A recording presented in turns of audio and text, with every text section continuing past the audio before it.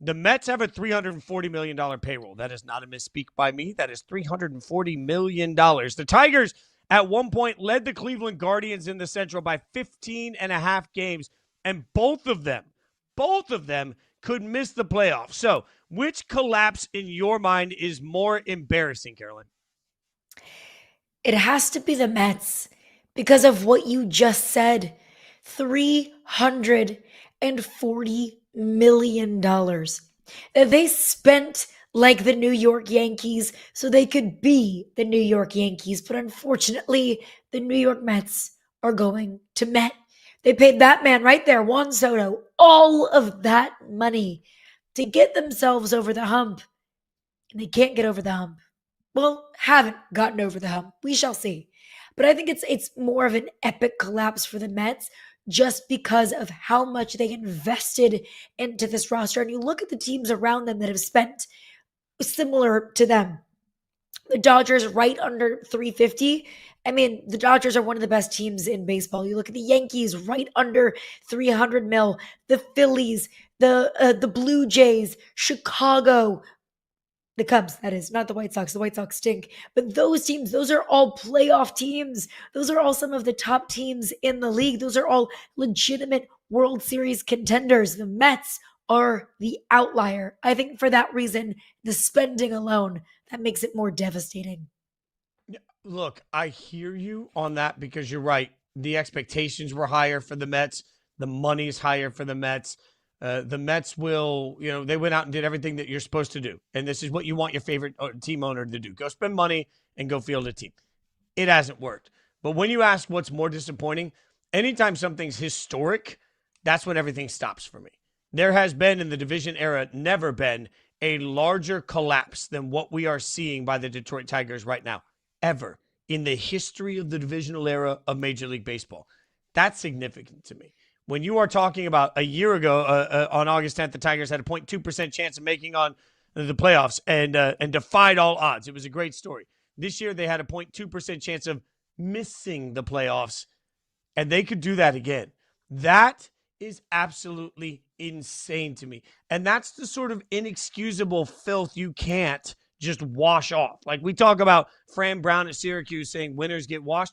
No matter how long you have to sort of figure out what went wrong, the Tigers organization simply won't be able to rebound from this sort of epic collapse. It'll be stuck in your head forever. It'll be hanging over Tigers fans forever like a cloud. There's nothing you can do to walk away from the history of what's happening here. And that to me is the most staggering part. Now, it's not just on the Tigers. The Tigers had to collapse. The Guardians also had to get hot. I don't want to, waste too much time in this drama giving credit, but the Guardians had to be able to take advantage of the window of opportunity that was here. And as you see there, they 9-1 in their last 10. Part of this is that the Tigers have collapsed. Part of this is that the Guardians have gotten hot. But to think that 10 days ago, they were up 9.5 games on the Guardians, and now we're here going into a weekend where Detroit and Cleveland are about to play a series. We talk about game 7 pressure. This is game 7 pressure, being at home, playing in the Garden, game 7 over and over and over again. The pressure mounting on the Tigers with every single at-bat will be real. And this epic collapse will be something that will be part of a trivia answer for history. In 20 years, you won't be at a trivia night in your local city being asked, how much money did the Mets spend? But you will be asked, what was the largest collapse in Major League Baseball history? And the answer could be the Tigers. Like, you don't ever wash that off. So I think it's far more disappointing for Detroit. So let's take the poly-positive side of this. So let's be sunshine and rainbows and roses and lilies all over here. Unicorns come prancing in, and we decide which team could actually figure this out. So, Caroline, which team could actually figure it out between the Mets and the Tigers? I think it is the Tigers. Just to Go Tigers. oversimplify things, go Tigers. To oversimplify things, on ESPN.com, they have the baseball postseason tracker. The Tigers have an 83% chance of making the playoffs, even with this epic collapse. This was as of yesterday. They had an 83% chance of making the playoffs. The Mets, on the other hand, have a 25% chance of making the playoffs. So if we really want to oversimplify it, if we want to look into the models and the data and the numbers that have been crunched, the Tigers have an overwhelmingly larger chance of making, or better chance of making the postseason than the Mets do. The other thing is, too, I trust Detroit's bullpen much more than I trust the Mets. I trust Detroit's arms much more than I trust the Mets. When you have Tarek Skubal on one side and you have the Mets who have is anybody pitching for the Mets?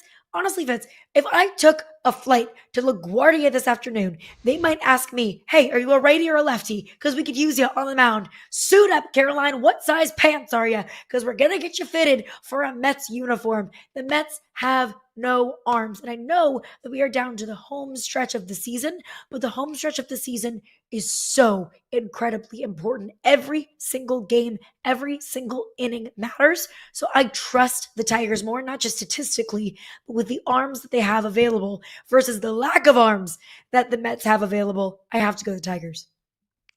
You know what? The way you laid that out, you're probably right. And the Tigers control a lot more of their own destiny. As I mentioned, they've got the series over the course of the weekend. But for all of the injuries, let's remember that at one point, and again, it's an injury riddled. Like we could have the butts for a million days on the Mets and where it went wrong. But I think it was June 12th. As of June 12th this year, the Mets had the best record in baseball. Like the Mets are certainly capable. And so to me, I look at it and I'm saying, okay, you got all this star power. You do have a bunch of money spent. You do have capable players. Like I could buy into the Mets. It's just harder for the Mets as you talk it through because the Mets don't really control their own destiny. They now need help. So I want the Mets to try and figure it out.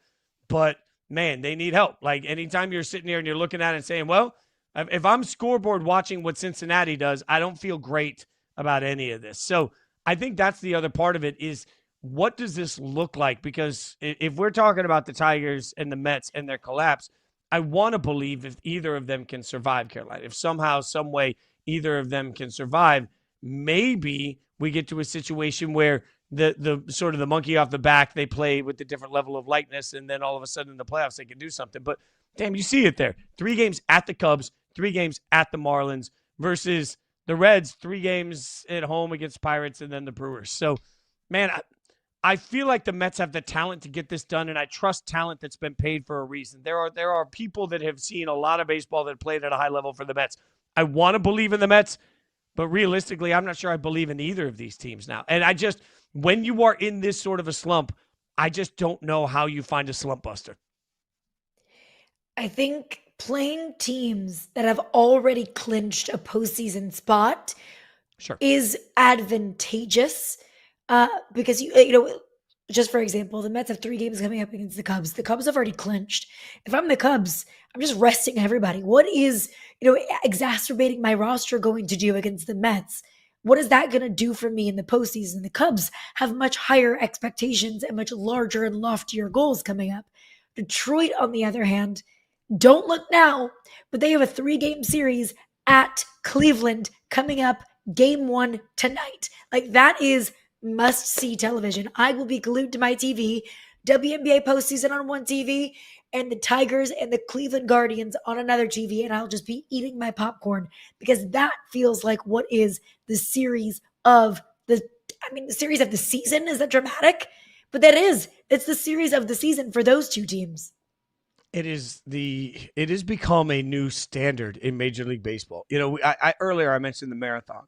And I think the marathon is part of what, in a moment of fairness, makes sometimes covering baseball, hockey, and basketball tedious for some people. Because how do you find value in a July baseball game? That's a real question, and I don't always know the answer to it. I worked for the flagship radio station, as did you, for the Nashville Predators.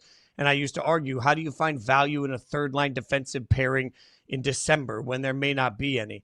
The interesting thing is that for the last several years, it feels like we have come down to the wire of the last week of Major League Baseball. We've needed extra regular season baseball to try and figure out who's headed to the playoffs. For all of the marathon conversation and for all of the time that we spend saying, it doesn't really matter. It's just a game in July. It all matters now. You've got 6 days remaining in the regular season, and you've got playoff races that are absolutely coming down to the wire for teams that thought they were in it. It's just a reminder that one of the weirdest parts of Major League Baseball is that it doesn't matter until it matters, and then it matters immensely, and you better be ready for that pressure. You're right. All eyes are going to be glued to this series. I finally resorted to the 2 TV setup instead of the split screen. So, yeah, we'll have the 2 TV setup rolling tonight. It's a game changer. It really is. It's not aesthetically pleasing. It's not great for my feng shui in the living room, but it is much better for my my viewing pleasure. I finally found a stand that sort of meshes. It doesn't look as I don't know, it just feels a little bachelor patty to me at times where I'm like, oh, it feels like I'm in a fraternity house. I get it. I know, but it is what it is.